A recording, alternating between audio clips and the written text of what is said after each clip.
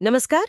आज हम सीधे कुरुक्षेत्र के मैदान में चलते हैं। युद्ध शुरू होने से ठीक पहले वो जो तनाव का माहौल था ना, बस वहीं हमारे पास जो स्रोत सामग्री है वो हमें भगवत गीता के पहले अध्याय के 8वें श्लोक पर ले जाती है।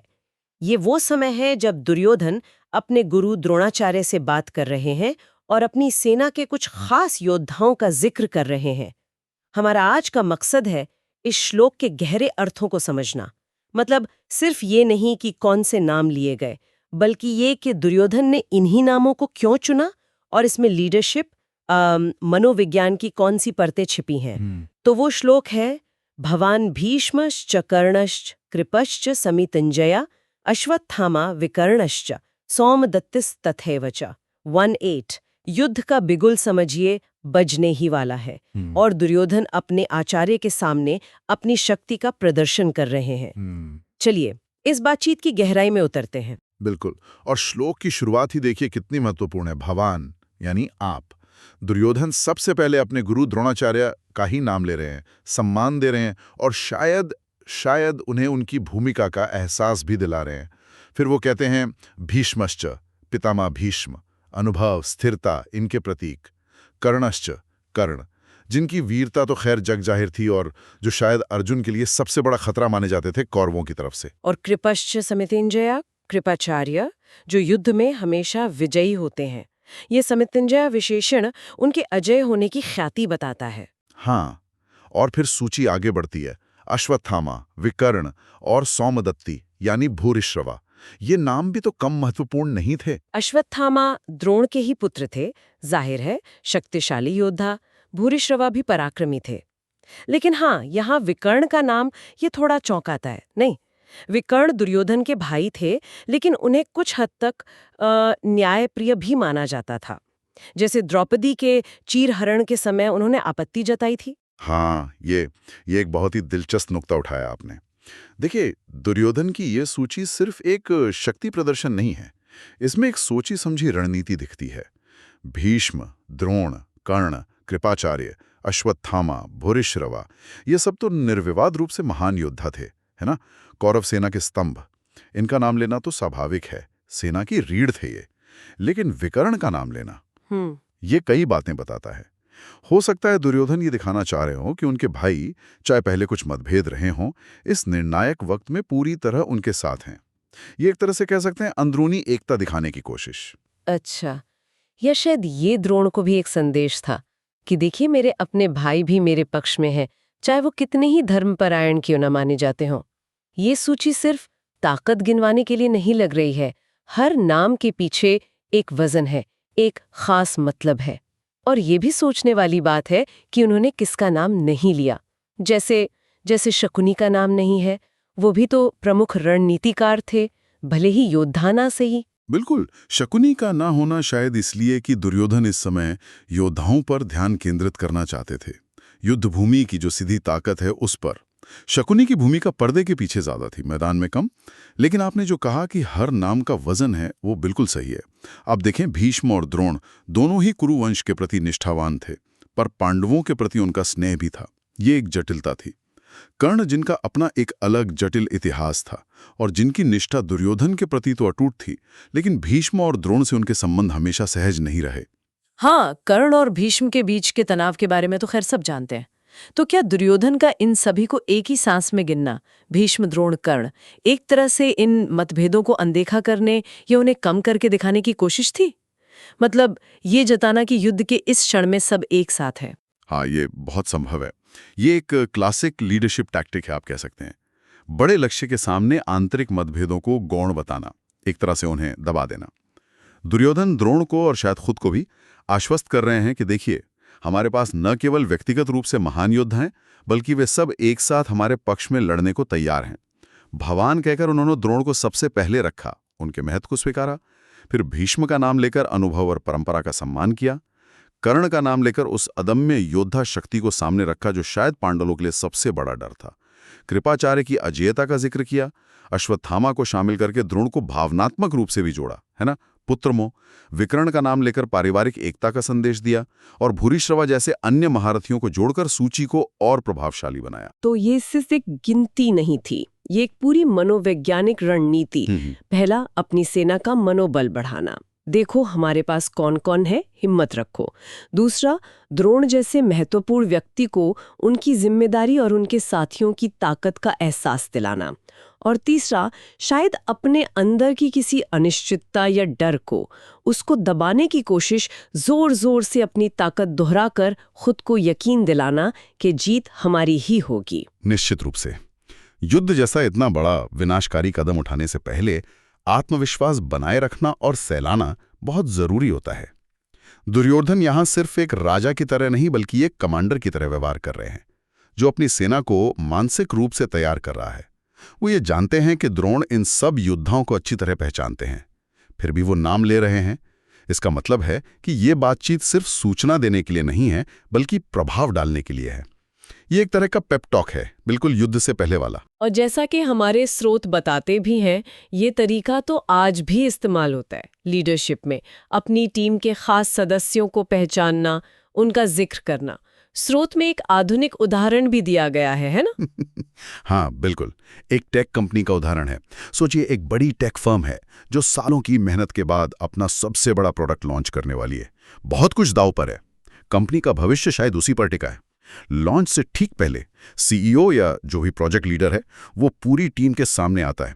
माहौल में तनाव है, उम्मीदें हैं, थोड़ी घबराहट भी है, जाहिर है। और वो लीडर कहता है कुछ ऐसा, हमारी लीड इंजीनियर जिसने सच में रात दिन एक कर दिया, हमारी हेड ऑफ डिजाइन जिनकी क्रिएटिविटी इस प्रोडक्ट की जान है, और हमारी मार्केटिंग विज जो इसे दुनिया तक पहुंचाएंगी, इन सब के साथ और आप सबकी मेहनत से हम इतिहास रचने जा रहे हैं। कुछ इस तरह का। बिल्कुल ही। अब यहाँ लीडर क्या कर रहा है, वो कुछ प्रमुख लोगों का नाम ले रहा है। क्यों? पहला, उनके योगदान को सबके सामने स्वीकारने के लिए, उन्हें सम्मान देने के लिए, ये जरूरी है। दूसरा, पूरी टीम को ये याद दिलाने के लिए कि हमारे पास कितनी प्रतिभा और क्षमता है, देखो ये लोग हैं हमारे साथ। तीसरा, एक सामूहिक आत्मविश्वास पैदा करने के लिए कि हाँ, इन लोगों के नेतृत्व में और सबके साथ मिलकर हम ये मुश्किल काम कर सकते हैं। ये ठीक वैसा ही है जैसा दुर्योधन कर रहे थे, बस संदर्भ अलग है, समय अलग है, लेकिन मूल भावना वही है। लेकिन मेरा एक सवाल है, क्या ये हमेशा काम करता है?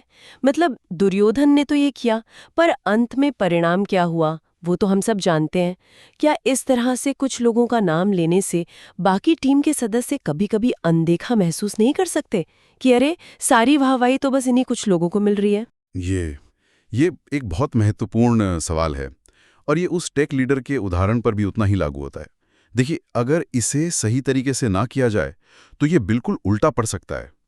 अगर लीडर सिर्फ गिने चुने स्टार्स की ही तारीफ करता रहे और बाकी टीम की मेहनत को नजरअंदाज करे, तो इससे असंतोष पैदा हो सकता है, मनमुटाव हो सकता है। टीम के बाकी सदस्य ये महसूस कर सकते हैं कि उनके काम की कोई कदर ही नहीं है। तो दुर्योधन के मामले में अगर देखें, क्या ये संभव है कि उन्होंने इन महारथियों का नाम लेकर बाकी सेना जो हजारों लाखों की संख्या में थी, उनको एक तरह से पृष्ठभूमि में धकेल दिया? क्या इससे उन साधारण सैनिकों का मनोबल कम हुआ होगा, जिन्हें लगा होगा कि भाई जीत या हार का सारा दारोमदार तो बस इन्हीं 7-8 लोगों पर है, हमारी क्या बिसात? देखिए, ये एक संभावना तो है। हालांकि हमें ये भी ध्यान रखना होगा कि उस समय की सामाजिक संरचना और युद्ध के नियमों में महारथियों का महत्व बहुत ज्यादा था। एक अकेला महारथी हजारों सैनिकों पर भारी पड़ सकता था, ऐसा माना जाता था। इसलिए प्रमुख योद्धाओं पर ध्यान केंद्रित करना शायद उस समय की रणनीति के हिसाब से तर्कसंगत भी था। लेकिन हाँ, ये जरूर है कि अगर लीडरशिप सिर्फ कुछ चुनिंदा लोगों पर ही केंद्रित हो जाए तो ये पूरी टीम की या पूरी सेना की क्षमता को कमजोर कर सकती है। दुर्योधन का फोकस शायद बहुत ज्यादा इन बड़े नामों पर था, और हो सकता है कि उन्होंने अपनी सेना की समग्र शक्ति और रणनीति के अन्य पहलुओं पर उतना ध्यान न दिया हो जितना देना चाहिए था। तो ये जो तकनीक है, प्रमुख लोगों का नाम लेकर हौसला बढ़ाना, ये एक तरह से दो धारी तलवार की तरह है। सही समय पर सही तरीके से इस्तेमाल करने पर ये कमाल कर सकती है, जैसे कि उस टेक लीडर के उदाहरण में हो सकता है। लेकिन गलत तरीके से या जरूरत से ज्यादा इस्तेमाल करने पर ये टीम को बांट भी सकती है या फिर झूठे आत्मविश्वास का कारण बन सकती है। बिल्कुल, ये बहुत हद तक निर्भर करता है कि इसे किस मंशा से किया जा रहा है, किस संदर्भ में किया जा रहा है, और क्या इसके साथ साथ पूरी टीम के सामूहिक प्रयास को भी महत्व दिया जा रहा है या नहीं। दुर्योधन के मामले में हम कह सकते हैं कि उन्होंने अपनी सेना के सबसे मजबूत स्तंभों को पहचाना और उन्हें उजागर किया, जो एक कमांडर के लिए जरूरी भी है। लेकिन क्या ये आत्मविश्वास वास्तविक ताकत पर आधारित था या सिर्फ नामों की चमक पर टिका था? ये एक अलग बहस का मुद्दा बन जाता है। ये सचमुच कमाल है कि कैसे हजारों साल पहले लिखे गए एक श्लोक में नेतृत्व, रणनीति और मानव मनोविज्ञान की इतनी सारी परतें हमें आज भी देखने को मिलती हैं। ये सिर्फ एक धार्मिक ग्रंथ का हिस्सा नहीं है, ये मानव व्यवहार का एक गहरा अध्ययन भी लगता है। हाँ, यही तो इन प्राचीन ग्रंथों की सुंदरता और प्रासंगिकता है। वे समय की कसौटी पर खरे उतरे हैं, क्योंकि वे मानव स्वभाव के मूल तत्वों को छूते हैं। हमारी महत्वाकांक्षाएं, हमारे डर, हमारे रिश्ते और हमारी रणनीतियां, ये सब आज भी वैसा ही है। तो अगर हम आज की चर्चा को समेटें, हमने भगवद गीता के अध्याय 1 श्लोक 8 को देखा, जहां दुर्योधन युद्ध से ठीक पहले द्रोणाचार्य के सामने अपनी सेना के 7 प्रमुख योद्धाओं द्रोण, भीष्म, कर्ण, कृपाचार्य, अश्वत्थामा, विकर्म और भूरिश्रवा का उल्लेख करते हैं। हाँ, और हमने ये समझा कि ये सिर्फ नामों की गिनती नहीं थी, इसके पीछे कई उद्देश्य थे, जैसे सेना का मनोबल बढ़ाना, प्रमुख नेताओं खासकर द्रोण को प्रेरित करना और उनकी अहमियत जताना, शायद अपनी चिंताओं को कम करना और संभवतः आंतरिक मतभेदों पर पर्दा डालकर एकता का प्रदर्शन करना। ये एक सोची समझी मनोवैज्ञानिक और नेतृत्व की रणनीति थी। हमने ये भी देखा कि कैसे रणनीति आज के आधुनिक प्रबंधन और नेतृत्व में भी दिखाई देती है। जैसे किसी बड़े प्रोजेक्ट से पहले प्रमुख टीम सदस्यों का नाम लेकर आत्मविश्वास जगाना। बिल्कुल, लेकिन जैसा हमने अभी चर्चा की, ये तकनीक हमेशा अचूक नहीं होती, ये हमेशा काम करे जरूरी नहीं। और यहीं से हमारे श्रोताओं के लिए एक विचारणीय प्रश्न उठता है।